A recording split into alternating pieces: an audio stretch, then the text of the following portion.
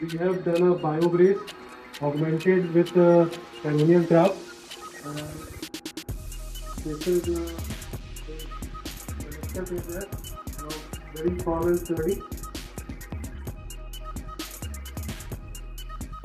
This is the biobrace, and the peroneal graft we have harvested from the same day, and we'll prepare it. We will show you after that.